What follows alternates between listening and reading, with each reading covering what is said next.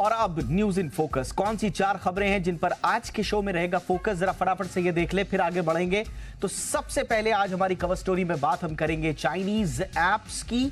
जो loan apps हैं उनका एक नया ट्रैप उभर कर सामने आया है। जी हां, ऑपरेशन हफ्ता वसूली के बाद जो दबाव था इन लोन एप्स के फर्जीवाड़ा करने वाली कंपनीज का, इन्होंने तरीका ही बदल दिया है। अब आज आपको बताएंगे कैसे ये लोग फ्रॉड का नया तरीका ढूंढ रहे हैं, आपको कैसे बचना है, ये पूरी खबर पर विस्तार से होगी बात। इसके अलावा ले चलेंगे आपको एक बार फिर से गाजा पट्टी में, जहां युद्ध के मैदान में हमास और इजराइल आमने सामने हैं। अब 24 घंटे के भीतर 100 अटैक्स की प्लानिंग हो रही है।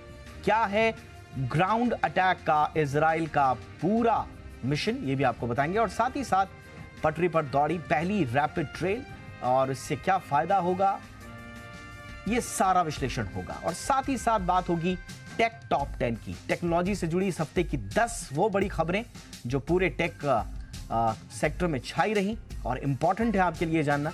ये 10 खबरें भी आपके लिए लेकर आएंगे टेक टॉप 10 में।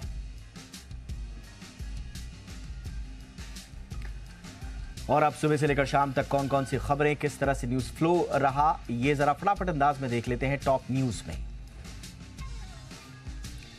तो भारत सरकार के आदेश के बाद कनाडा ने अपने 41 राजनयिकों को वापस बुला लिया है। कनाडा के विदेश मंत्री मेलोनी जॉली ने अपने नागरिकों के लिए एक एडवाइजरी भी जारी कर दी है, जिसमें कनाडा के लोगों को भारत में सतर्क रहने को कहा गया है। मेलोनी ने सलाह दी है कि अगर किसी को कोई परेशानी होती है तो वो नई दिल्ली में कनाडाई दूतावास से संपर्क कर सकते हैं। भारत सरकार ने कनाडा के राजनयिकों की संख्या ज्यादा होने का हवाला देकर कनाडा से अपने राजनयिकों की संख्या घटाने को कहा था। इसके बाद कनाडा ने अपने 41 राजनयिकों को वापस बुला लिया। भारत और कनाडा के बीच चल रहे राजनयिक विवाद पर विदेश मंत्रालय ने आज बयान जारी किया। विदेश मंत्रालय ने कहा कि आपसी राजनयिक उपस्थिति में समानता की मांग करते हुए भारत ने किसी भी अंतर्राष्ट्रीय मानदंड का उल्लंघन नहीं किया है। कनाडा ने भारत पर राजनयिक संबंधों पर वियना कन्वेंशन का उल्लंघन करने का आरोप लगाया था। विदेश मंत्रालय के बयान में कहा गया है कि भारत और कनाडा के बीच संबंधों की स्थिति के साथ साथ भारत का कदम किसी राजनयिक उपस्थिति में समानता की गारंटी देता है। राहुल गांधी तेलंगाना में चुनाव प्रचार कर रहे हैं। आज जगतियाल में चुनावी जनसभा को संबोधित करने से पहले राहुल बस स्टैंड पर एक दुकान में पहुंचे। वहां उन्होंने डोसा बनाने में हाथ आजमाया। राहुल ने जगतियाल की चुनावी जनसभा में कहा कि AIMIM, BRS और बीजेपी एक दूसरे की मदद करते हैं। उन्होंने कहा कि दिल्ली में AIMIM बीजेपी की मदद करती है। राहुल ने यह भी कहा कि लोकसभा में BRS बीजेपी का समर्थन करती है, तो तेलंगाना में बीजेपी और AIMIM BRS की पूरी मदद करती है।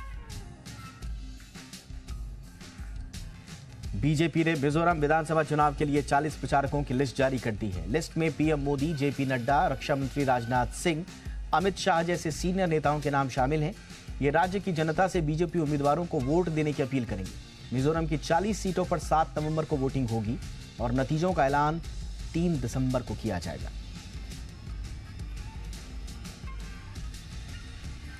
सुप्रीम कोर्ट ने तेलंगाना की सत्तारूढ़ पार्टी BRS यानी भारत राष्ट्र समिति की याचिका को खारिज कर दिया है। पार्टी ने इलेक्शन कमीशन को निर्देश देने की मांग की थी कि वो पार्टी के चुनाव चिन्ह कार से मिलता जुलता सिंबल किसी को न जारी करे। BRS ने कहा था कि जब वोटर वोट करने के लिए EVM पर जाते हैं तो वहां कुछ चिन्ह जैसे रोड रोलर, चपाती मेकर, कैमरा आदि कार की तरह होते हैं। याचिका खारिज करते हुए कोर्ट ने कहा कि वोटर को कार और रोड रोलर के बीच में अंतर समझ में आता है।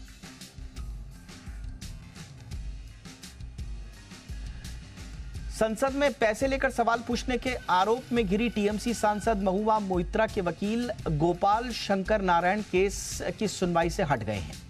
महुआ ने बीजेपी सांसद निशिकांत दुबे और सुप्रीम कोर्ट के वकील जय अनंत देहाद्राई के खिलाफ मानहानि का मुकदमा दायर किया था। इस पर आज दिल्ली हाई कोर्ट में सुनवाई हुई। सुनवाई के दौरान वकील जय अनंत देहाद्राई ने कहा कि महुआ के वकील शंकर नारायण ने उनसे बाहर समझौता करने के लिए कहा था। इस पर जस्टिस सचिन दत्ता ने वकील शंकर नारायण के कंडक्ट पर सवाल उठाए।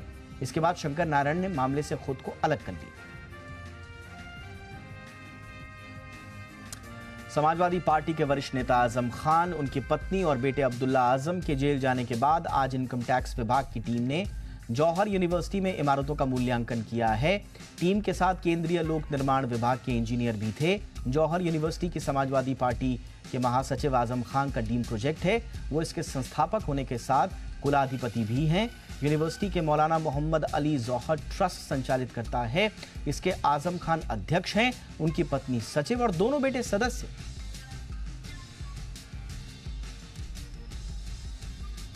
दिल्ली हाईकोर्ट ने आम आदमी पार्टी के नेता संजय सिंह की याचिका खारिज कर दी है। संजय को ईडी ने दिल्ली शराब नीति घोटाले से जुड़े मनी लॉन्ड्रिंग मामले में गिरफ्तार किया था। संजय सिंह ने मामले में गिरफ्तारी और ईडी की दी गई रिमांड को हाईकोर्ट में चुनौती दी। कोर्ट ने कहा कि संजय सिंह एक पॉलिटिकल फिगर हैं, कानून सबके लिए बराबर है। कोर्ट ने कहा कि जांच अभी शुरुआती स्टेज पर है, इसलिए अभी मामले में दखल का कोई औचित्य नहीं बनता। जांच एजेंसी ने कोर्ट को बताया कि संजय सिंह के खिलाफ घूस मांगने के सबूत हैं।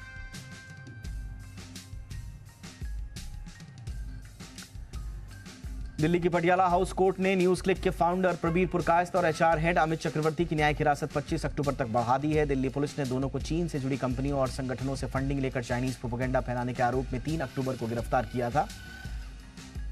दिल्ली हाईकोर्ट ने 10 अक्टूबर को दोनों को 10 दिनों की न्यायिक हिरासत में भेजा था। दिल्ली में प्रीमियम बसों को लाने की तैयारी की जा रही है। राज्य के मुख्यमंत्री अरविंद केजरीवाल ने ऐलान किया कि दिल्ली में बसों की संख्या काफी ज्यादा बढ़ गई है, इसलिए अब प्रीमियम बसों को लाया जाएगा। इसके लिए एग्रीगेटर तैयार किए जाएंगे। केजरीवाल ने बताया कि इसमें डीलक्स बसें भी शामिल होंगी। इन बसों में एसी, कैमरा और वाईफाई डिजिटल टिकट की सुविधाएं होंगी। साथ ही बस में खड़े होकर यात्रा नहीं करने दिया जाएगा। अरब सागर के ऊपर एक कम दबाव का क्षेत्र डिप्रेशन में बदल रहा है। कल यानी 21 अक्टूबर की सुबह तक इसके चक्रवाती तूफान में तब्दील हो जाने की आशंका है। मौसम विभाग ने आज कहा कि अगर ये डिप्रेशन तूफान में तब्दील होता है तो अरब सागर में इस साल उठने वाला दूसरा तूफान होगा। हिंद महासागर क्षेत्र में चक्रवातों के नामकरण के लिए अपनाए गए एक फॉर्मूले के अनुसार इस तूफान का नाम तेज में होगा। आईएमडी के मुताबिक चक्रवाती तूफान के रविवार को और तेज होकर गंभीर चक्रवाती तूफान में बदल जाने की संभावना है।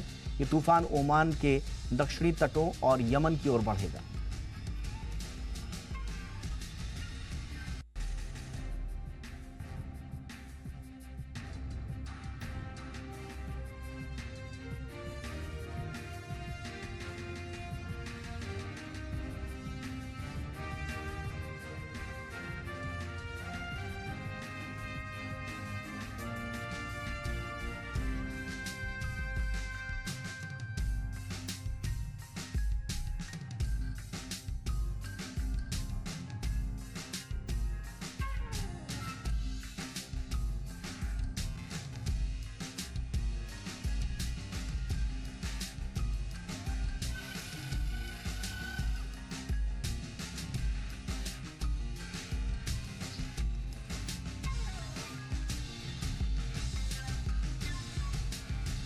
और आइए अब बात करते हैं इजराइल हमास के बीच जारी महायुद्ध की।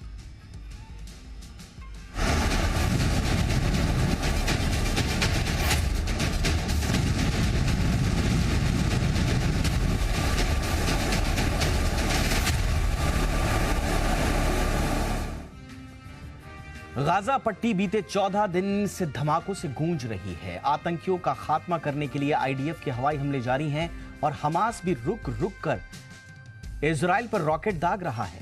गाजा बॉर्डर पर इजरायली सेना की मौजूदगी के बावजूद हमास ने लंबी जंग के लिए तैयार रहने की धमकी दी है, जबकि इजराइल के सैनिक ग्राउंड ऑपरेशन का फाइनल ऑर्डर मिलने का इंतजार कर रहे हैं। लेकिन बड़ा सवाल ये कि क्या आईडीएफ के लिए सब कुछ इतना आसान है, और सवाल ये भी कि ये युद्ध कब और कैसे थमेगा।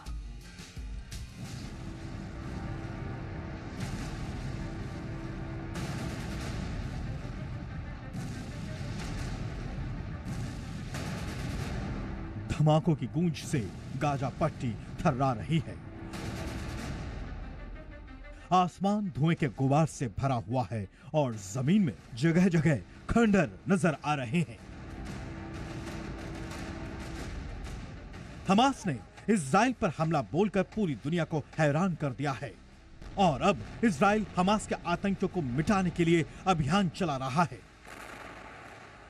ग्राउंड जीरो पर फिलिस्तीन के वेस्ट बैंक में पहुंचा है। ये रामल्ला है जहां पर इस वक्त मैं मौजूद हूं और इस पूरे इलाके में सन्नाटा पसरा हुआ है, क्योंकि जिस तरह से 7 अक्टूबर को हमास के आतंकियों ने पहले इजराइल पर हमला किया, 1400 लोगों की मौत हो गई। उसके जवाब में इजराइल ने गजा पट्टी में बमबारी की है। गजा पट्टी में हमास के आतंकी ठिकानों को निशाना बनाया है और जिस जगह पर मैं मौजूद हूं ये रामल्ला है और यहां पर भी बड़ी संख्या में जो संदिग्ध हैं उनको इजराइल की सेना ने गिरफ्तार किया है।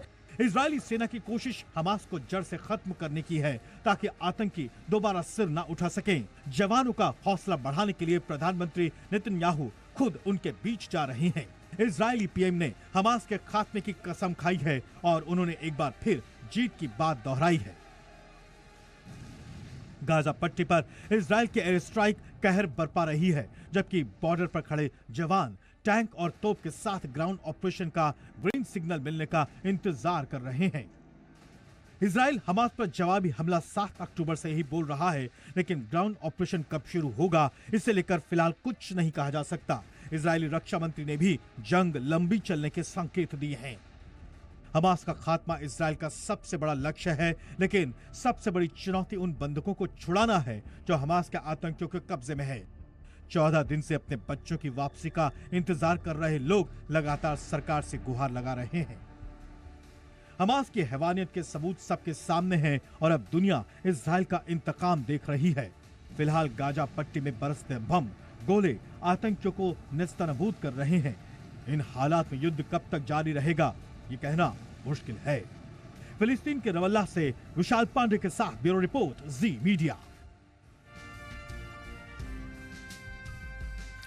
और आइए अब शुरू करते हैं आज की हमारी कवर स्टोरी।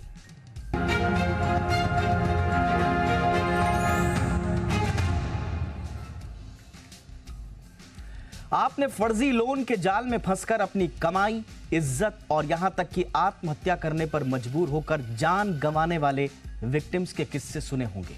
लॉकडाउन के दौरान फर्जी लोन ऐप्स का मामला सबसे पहले जी बिजनेस ने उठाया और इस पर बड़ी कवरेज की। नाम था ऑपरेशन हफ्ता वसूली। इस पर सरकार ने कार्रवाई भी की, आरबीआई भी हरकत में आया, एजेंसीज भी जागी और कई लोगों को दबोचा गया।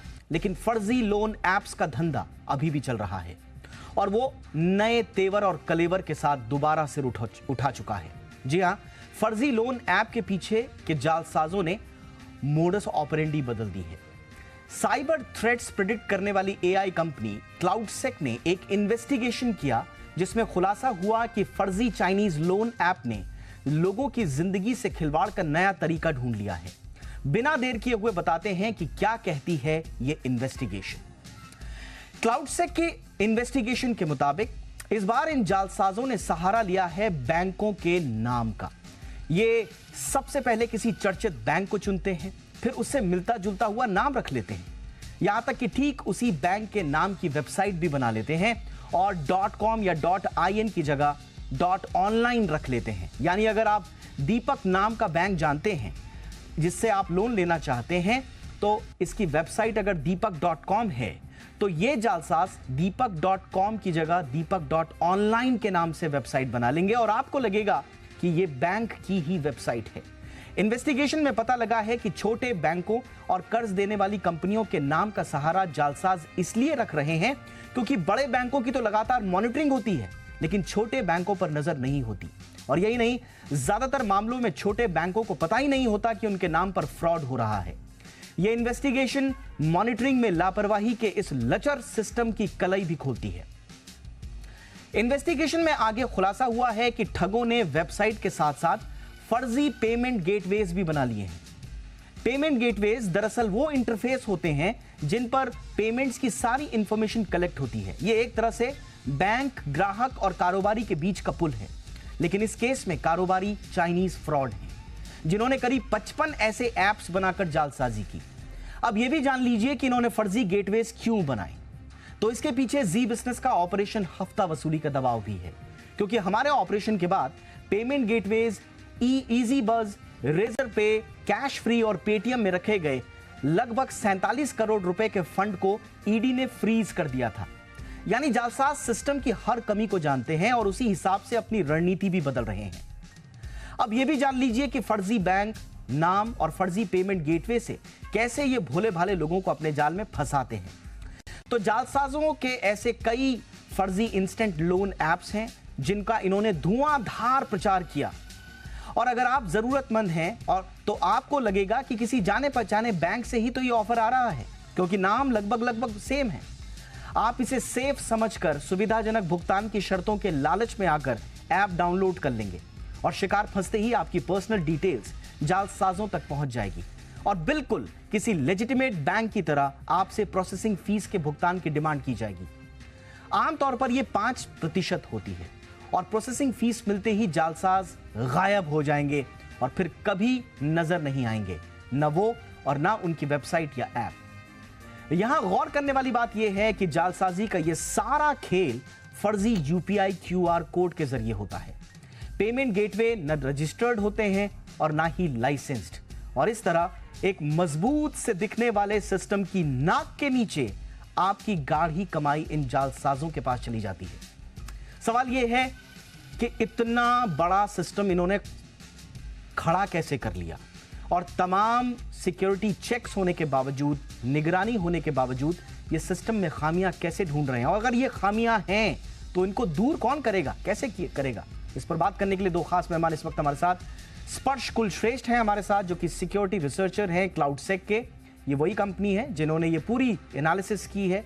बहुत बहुत स्वागत है स्पर्श आपका हमारे शो पर। और हमारे साथ हैं सत्यम कुमार, जो कि फाउंडर हैं फेस के, यानी कि fintech association for consumer empowerment के। सत्यम जी, बहुत बहुत स्वागत है आपका भी। मैं शुरुआत स्पर्श आपसे करना चाहूंगा। ये बिल्कुल नया तरीका है। अब सबसे पहले तो ये समझाएं, ये फर्जी पेमेंट गेटवेज बना ले रहे हैं, लेकिन इनको ऑपरेट करने की इजाजत कैसे है? हमारे पास तो इतना रोबस्ट सिस्टम है, आरबीआई का, निगरानी का, बैंक्स का। ऐसे ही कोई अपना पेमेंट गेटवे बना ले रहा है और ऐसे ही लोगों से पैसे ले रहा है। ओके, सो ये जैसा आपने बताया कि ये ना ही लीगल पेमेंट गेटवे है, ना ही ये रजिस्टर्ड पेमेंट गेटवे है। अब पेमेंट गेटवे क्या होता है? पेमेंट गेटवे, जैसा आपने बताया कि पेमेंट गेटवे बीच में बैठता है दो बिजनेसेस के, और वो पेमेंट इनेबल करता है। तो वैसे ही अगर आप हमारे यूपीआई को देखो तो आप किसी शॉप पे जाते हो, आप क्यूआर कोड स्कैन करते हो एंड आप एक अकाउंट से दूसरे अकाउंट में पैसा ट्रांसफर कर सकते हो। तो इस क्यूआर कोड वाले फीचर को ये लोग एक्सप्लॉइट कर रहे हैं। ये कोई लेजिट पेमेंट गेटवेज नहीं है। ये डायनेमिकली एक क्यूआर कोड जनरेट करते हैं जो आपको पेमेंट के टाइम पे दिखाया जाएगा, और उससे बस ये हमारे क्यूआर कोड वाले फीचर को एक्सप्लॉइट करके एक जगह से दूसरी जगह पेमेंट कर सकते हैं। दूसरी चीज़, जिन अकाउंट्स में ये पैसा जाता है इनको हम बोलते हैं मनी म्यूल्स। अब मनी म्यूल वो अकाउंट होल्डर है जिसने अपना अकाउंट शेयर करने की परमिशन दी किसी को in return of a commission. तो इन लोगों ने ऐसा नेटवर्क बनाया है जहां इनके पास लाखों में मनी म्यूल्स हैं। तो पैसा एक अकाउंट से दूसरे अकाउंट, दूसरे अकाउंट से तीसरे मनी म्यूल अकाउंट में जाके, यानी कि मैंने मनी म्यूल्स की, यानी कि ऐसे लोगों की फौज खड़ी की हुई है जिनके खाते में ये सारा फर्जीवाड़े का पैसा जाएगा और वो ऐसा लगेगा कि बिल्कुल ये तो लेजिटिमेट है। और ये मनी म्यूल्स कौन होते हैं और इनकी क्या कोई भर्ती होती है या इनको किस तरह से रिक्रूट किया जाता है? तो ज्यादातर रिक्रूटमेंट टेलीग्राम चैनल्स के थ्रू होती है। मनी म्यूल्स बस वो इंसान है जिसको पैसे की जरूरत है, और जिस तरीके से ये इस जॉब को एडवर्टाइज करते हैं वो ऐसा है कि ये आपको बोलेंगे कि ये आपके लिए एक बहुत आसान साइड इनकम है। आपको घर बैठे बैठे कुछ नहीं करना है, आपको बस अपना अकाउंट हमारे साथ शेयर करना है और आप घर बैठे बैठे डेली 2000 से 5000 रुपए कमा सकते हैं। लेकिन तो मैं मनी म्यूल हूं, मेरे अकाउंट में पैसा आ गया स्पर्श, तो ये जो चाइनीज ऐप वाले मेरे अकाउंट से पैसा निकालते कैसे हैं? अब दो तरीके हैं पैसा निकालने के। पहला तरीका, आप फेस टू फेस मिल सकते हो इन डीलर से जो इंडिया में बैठते हैं। दूसरा तरीका है आप अपने फ़ोन से जो फ़ोन नंबर एसोसिएटेड है आप वो चेंज कर सकते हो, और अगर आपने वो फ़ोन नंबर चेंज कर दिया तो स्कैमर जहाँ कहीं भी बैठा है वो अपने फ़ोन में यूपीआई कॉन्फ़िगर कर सकता है, तो वो रिमोटली आपका अकाउंट कंट्रोल कर सकता है।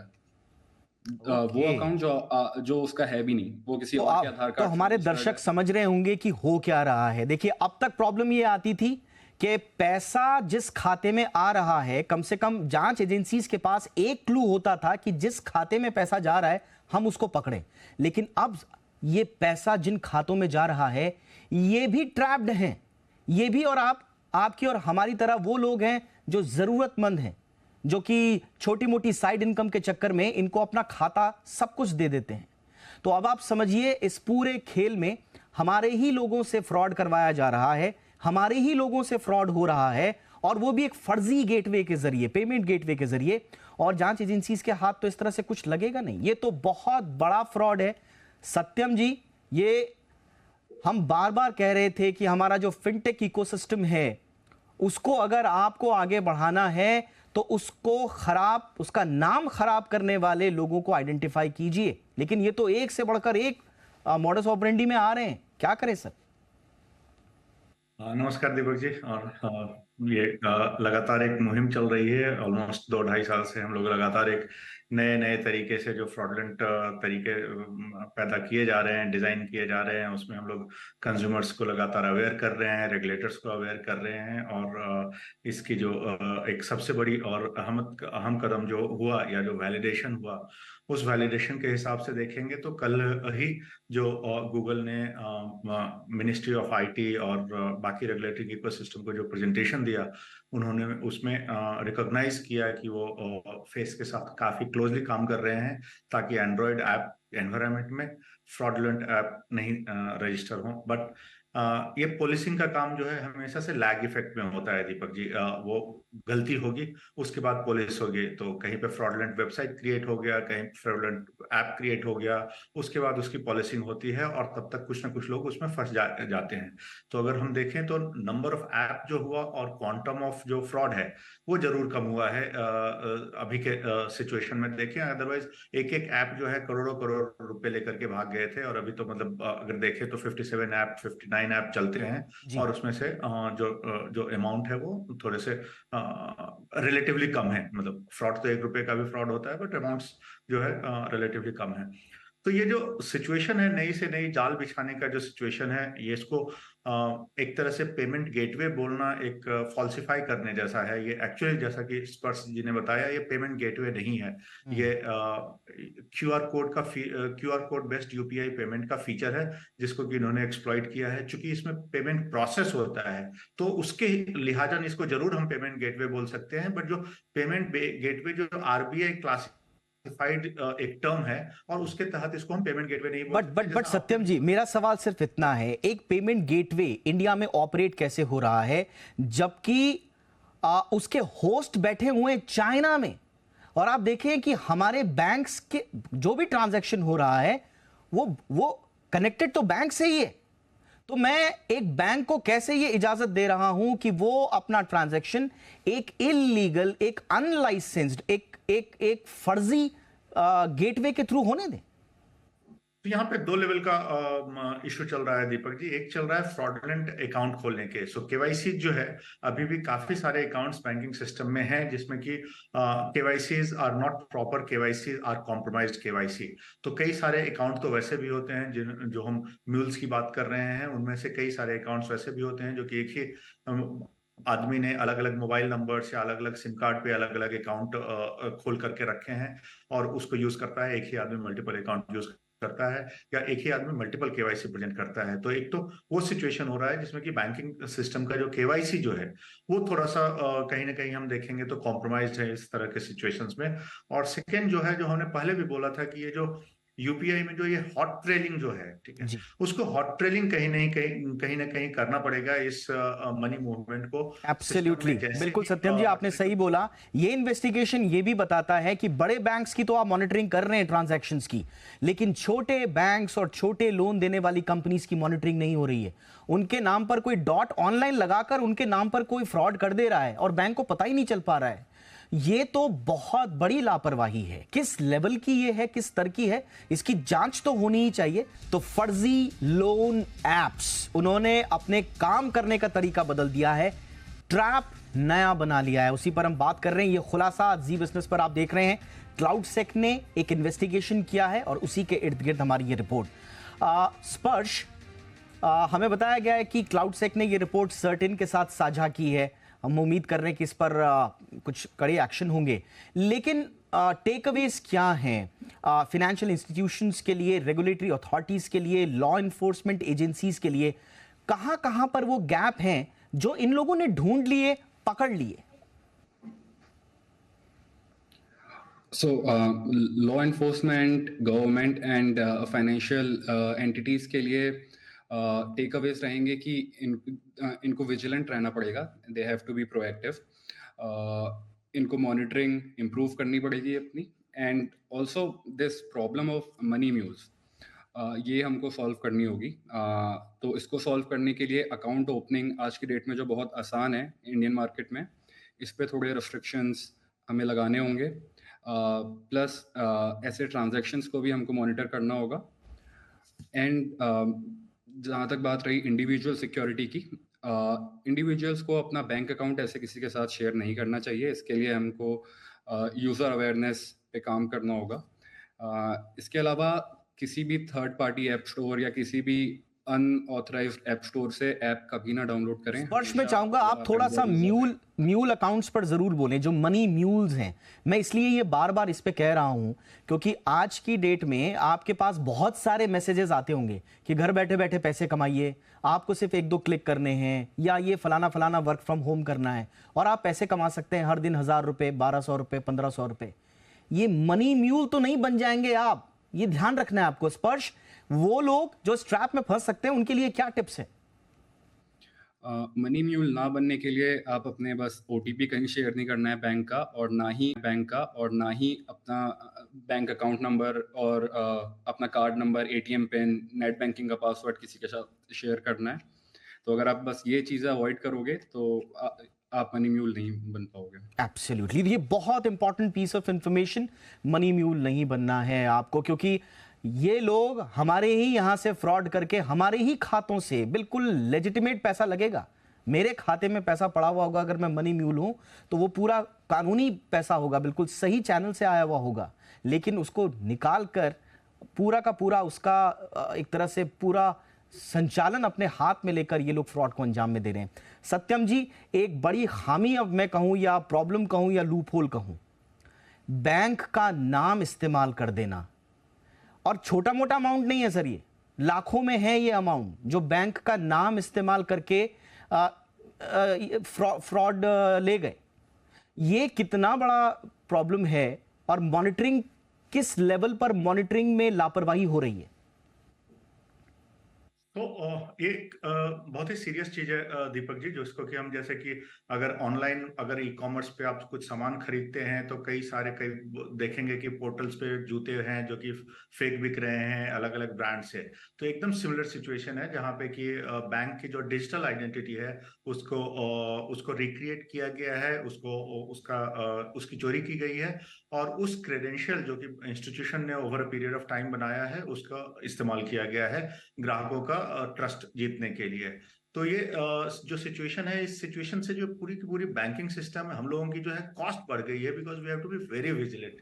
हमें नहीं पता चलता है कि कहाँ पे कौन जो है हमारा नाम इस्तेमाल करके किसको ठग रहा है, कहाँ किसके साथ किस तरह का ट्रांजैक्शन या कहाँ से फी जनरेट कर रहा है कुछ गलत प्रोमिसेस करके। तो इसका जो कॉस्टिंग सिस्टम जो है, जो कंप्लायंस और विजिलेंस का जो कॉस्टिंग सिस्टम है बैंकिंग इकोसिस्टम पे, वो एक बहुत बड़ा मुद्दा निकल करके आया है पिछले 2-2.5 सालों से, और लगातार बैंकिंग सिस्टम जो है इसको अटेम्प्ट कर रही है, एड्रेस कर रही है, और कुछ भी छोड़ा नहीं जा रहा है। बट हमेशा कुछ उतने सेविड बैंकिंग सिस्टम अभी भी नहीं है। कुछ छोटे बैंक्स हैं, छोटी एनबीएफसीज हैं, क्योंकि एनबीएफसी भी लेंड कर सकती हैं, तो उनका भी नाम इस्तेमाल किया जा रहा है, जो कि पहले से डिजिटली होम डोमेन में नहीं है, और वो अभी ट्रांसफर हो रहे हैं, माइग्रेट हो रहे हैं नॉन डिजिटल से डिजिटल इकोसिस्टम में। तो हम लोग ये सब चीजें लगातार हाईलाइट कर रहे हैं, इंस्टीट्यूशंस को भी हाईलाइट कर रहे हैं कि आपका वेबसाइट कॉम्प्रोमाइज हुआ है। तो ये एक लगातार कोशिश है जो कि जारी है। बट जैसा हमने बोला, it's a follow up action. Fraud होता है या होता रहता है, उसके बाद उसका ये फॉलो अप ये दुर्भाग्य है कि फ्रॉड करने वाले हमेशा हमसे आगे होते हैं, लेकिन आपने सही कहा, फ्रॉड हो जाने के बाद हम उस फ्रॉड को आगे कितना मिनिमाइज कर पाएं, ये हम सबकी रिस्पॉन्सिबिलिटी होती है। और खास तौर से ये मनी म्यूल का इशू, ये फर्जी पेमेंट गेटवेज, ये एक ऐसे इश्यूज हैं जिनको बहुत आपको बड़ी रणनीति बनानी पड़ेगी, तब जाकर इस पर काम हो पाएगा। वरना ये जो पूरी मनी लॉन्ड्रिंग का प्रोसेस है, मैं इनकी रिपोर्ट पढ़ रहा हूं, एक बड़ा ही अजीब सा एक ऑल्टरनेटिव रेमिटेंस सिस्टम तैयार हो गया है। इसको कैसे ट्रैक करेंगे सरकार और सरकार की एजेंसीज, ये बड़ा एक टफ टास्क मुझे लगता है। लेकिन हमारा ये शो करने का मकसद यही था कि जो गड़बड़ियां हो रही हैं उनके बारे में आगाह किया जाए, इस तरह की इन्वेस्टिगेशंस को सामने लाएं हम, ताकि आम लोग जो फर्जी लोन के ऐप ट्रैप में फंसे हुए हैं उनको हम बाहर निकालें और जो पोटेंशियल विक्टिम्स हैं उनकी हम सहायता कर पाएं। बहुत बहुत शुक्रिया स्पर्श, और बहुत बहुत बधाई आपकी टीम को। अच्छा इन्वेस्टिगेशन किया आप लोगों ने, सर्टिन के साथ आप लोगों ने ये रिपोर्ट शेयर की है। हम उम्मीद करते हैं कि इसमें कुछ पॉजिटिव आउटकम्स आएंगे। थैंक यू सो मच, हमारे दर्शकों के लिए वक्त निकाला आपने। सत्यम कुमार जी, बहुत बहुत शुक्रिया, हमेशा की तरह फेस तो हमारे साथ है ही, और आगे भी हम आपके साथ ये मुहिम जारी रखेंगे। Thank you so much. Thank you. ये थी हमारी कवर स्टोरी।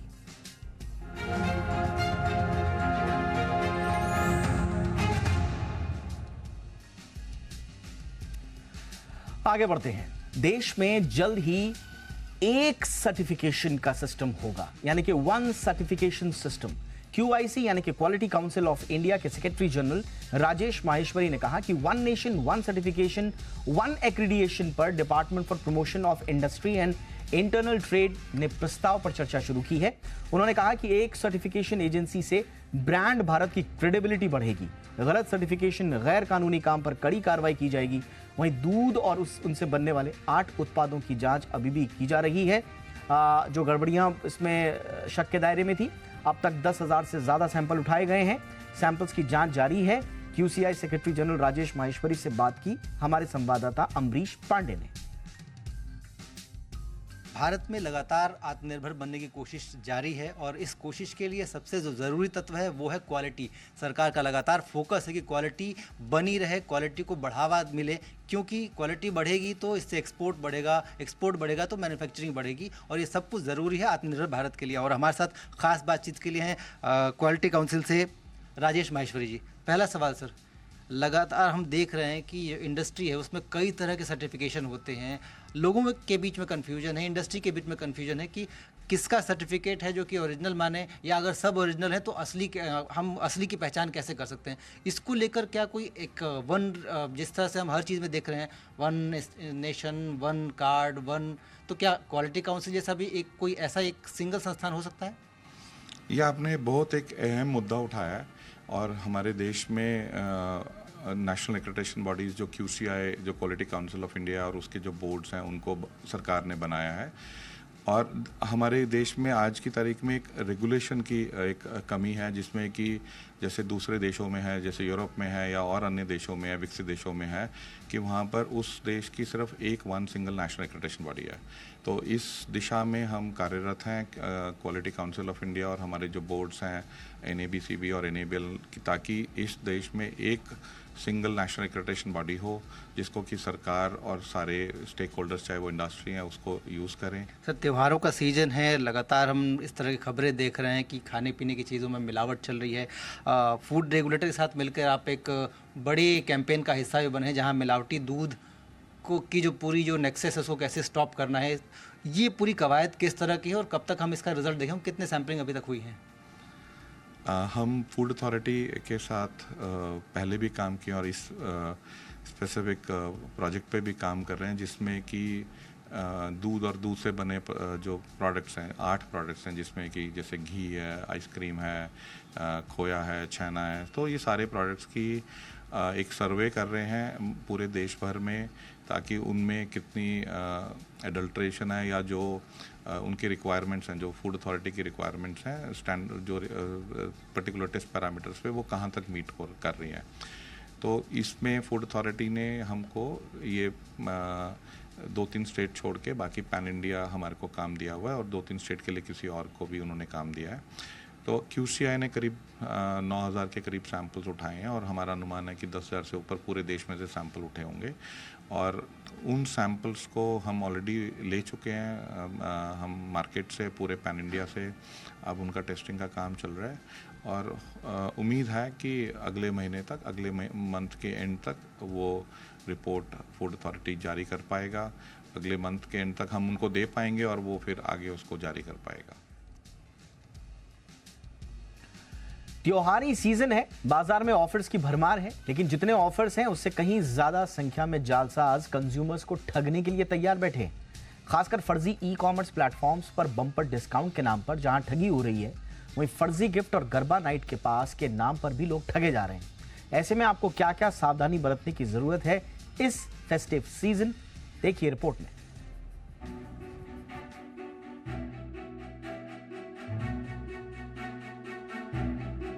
त्योहारी सीजन आते ही कंपनियों में ऑफर्स देने की होड़ लग जाती है। बाजार में आए इन ऑफर्स की भरमार का कंज्यूमर्स खूब फायदा उठाते हैं, लेकिन कई बार ये ऑफर्स फर्जी होते हैं और कंज्यूमर्स का बटुआ साफ कर देते हैं।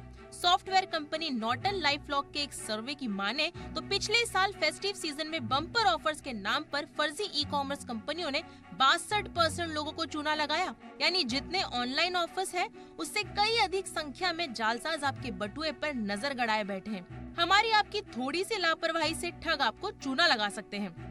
दरअसल ठग फर्जी ई-कॉमर्स कंपनियों के जरिए त्योहारी सीजन में कंज्यूमर को अपने चक्रव्यूह में फंसाने की पूरी तैयारी कर लेते हैं। ये सोशल मीडिया और वेबसाइट्स पर विज्ञापन के जरिए बम्पर डिस्काउंट्स को ऑफर देते हैं। लोग सस्ते और लिमिटेड स्टॉक के चक्कर में इन कंपनियों की जांच पड़ताल किए बगैर इनसे ऑनलाइन शॉपिंग कर लेते हैं। ठगी की ट्रैप में फंसने वाले लोग ये भी नहीं देखते कि वेबसाइट्स ऑथेंटिक है भी या नहीं, उसकी रेटिंग या रिव्यूज भी नहीं देखते।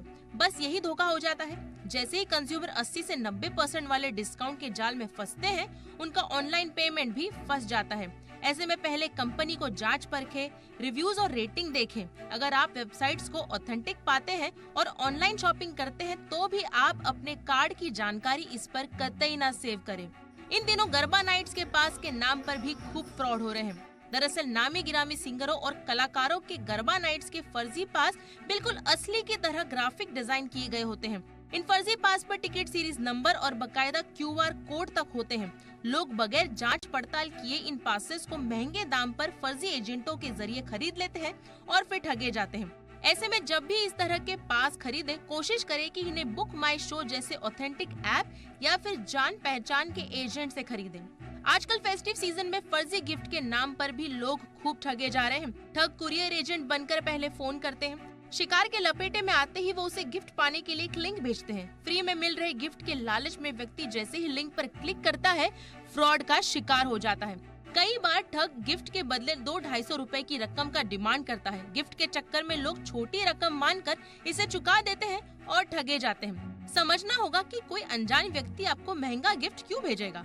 ऐसे में ना तो किसी संदिग्ध लिंक पर क्लिक करें और ना ही गिफ्ट पाने का लालच पालें। फिलहाल चौकन्ने रहेंगे तो ठग आपके त्योहारी खुशियों में सेंध नहीं लगा पाएंगे।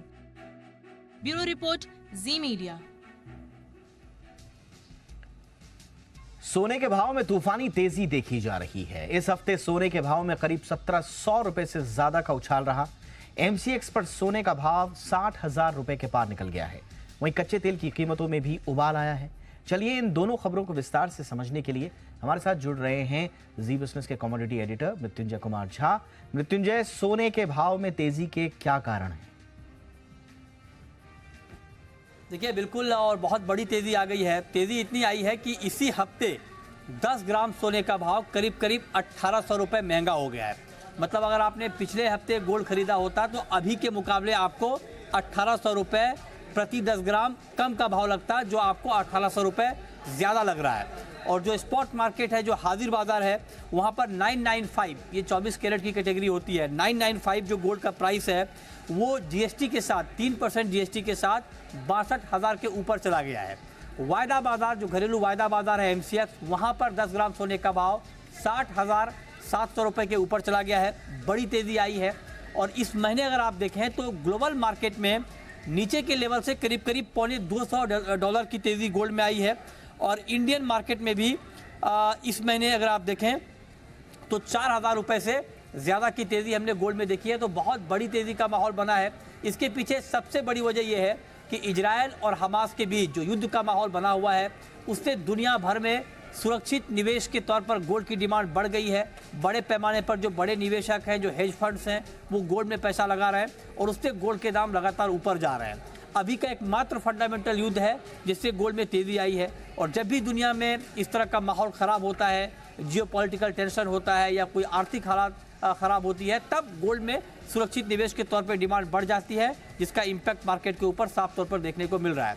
जानकारों का मानना है कि अगर ये युद्ध यहाँ से और आगे बढ़ता है, एस्केलेट होता है, तो गोल्ड में एक और बड़ी तेज़ी आगे आपको दिख सकती है, क्योंकि युद्ध का प्रीमियम गोल्ड को आगे भी मिलता रहेगा।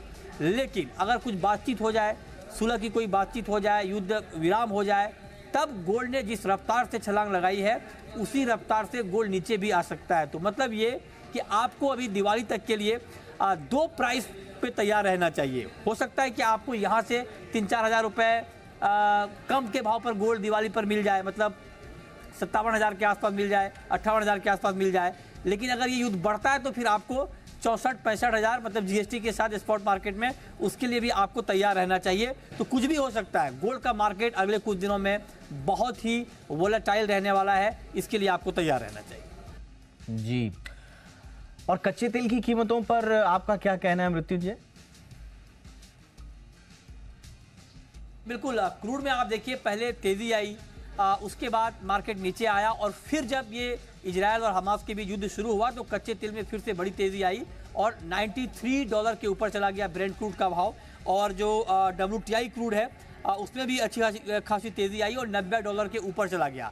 जो हमारे यहाँ जो ट्रेड होता है क्रूड ऑयल का, जो MCX जो हमारा घरेलू वायदा बाजार है, वो WTI क्रूड का ही बेंचमार्क होता है। तो कच्चे तेल में भी तेजी इसी बात पर आई है कि मार्केट को ये लग रहा है कि अगर ये युद्ध यहाँ से बढ़ता है तो ग्लोबल मार्केट में क्रूड की सप्लाई कम हो सकती है, उसकी आशंका बढ़ रही है और उससे कच्चे तेल के दाम बढ़े हैं और लगातार इसमें बाइंग हो रही है। हालांकि वेनेजुएला के ऊपर यूएस ने प्रतिबंध हटाए हैं, वेनेजुएला का तेल मार्केट में आ रहा है, लेकिन फिलहाल मार्केट जो गिरावट वाले जितने भी फंडामेंटल हैं उसको इग्नोर कर रहा है और सिर्फ मार्केट की नज़र इस वक्त इजराइल और हमास पर टिकी हुई है कि वहाँ से आगे क्या आउटकम आता है, क्योंकि जियोपॉलिटिकल टेंशन क्रूड के लिए भी एक बड़ा ट्रिगर होता है। तो लिहाजा मार्केट को अभी वहीं से डायरेक्शन मिल रहा है और आगे बाजार की चाल इसी बात पर डिपेंड करेगी कि इजराइल और हमास के बीच का युद्ध आगे क्या मोड़ लेता है, ये बढ़ता है या घटता है। बढ़ेगा तो तेल और उबलेगा, घटेगा तो तेल का उबाल ठंडा पड़ेगा। बहुत बहुत शुक्रिया मृत्युंजय इस तमाम जानकारी के लिए आपका। और आइए अब बात नवरात्र की धूम की।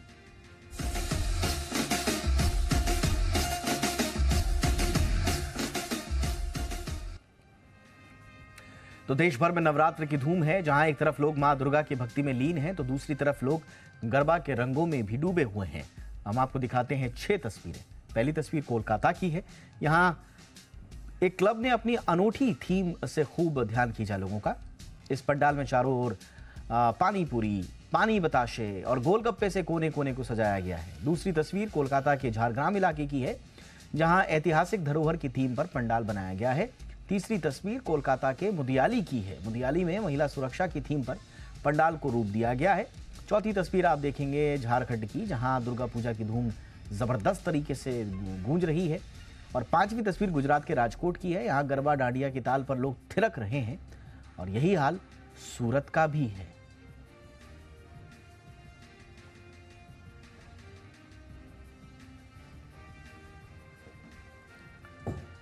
और नवरात्रि में आप भी अपने पोर्टफोलियो में भर सकते हैं पॉजिटिव रिटर्न का उत्साह जी बिजनेस के मैनेजिंग एडिटर अनिल सिंघवी के नवरत्न SIP के साथ।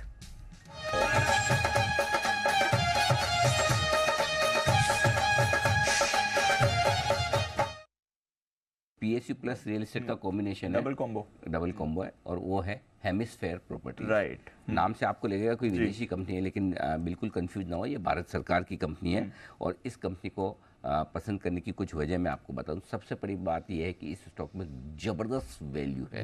इस कंपनी का मार्केट कैप है 3600 करोड़ रुपए। ठीक है, मार्च 2023 की पिछले फाइनेंशियल ईयर की एनुअल रिपोर्ट पढ़िए। मैं सबको, सारे इन्वेस्टर्स को कहूँगा एक बार जाकर एनुअल रिपोर्ट जरूर पढ़िए। एनुअल रिपोर्ट में कंपनी ने अपने लैंड बैंक का वैल्यूशन दिया है 740 एकड़ की लैंड बैंक का वैल्यूशन 10,400 करोड़ रुपए, खुद कंपनी ने कहा है।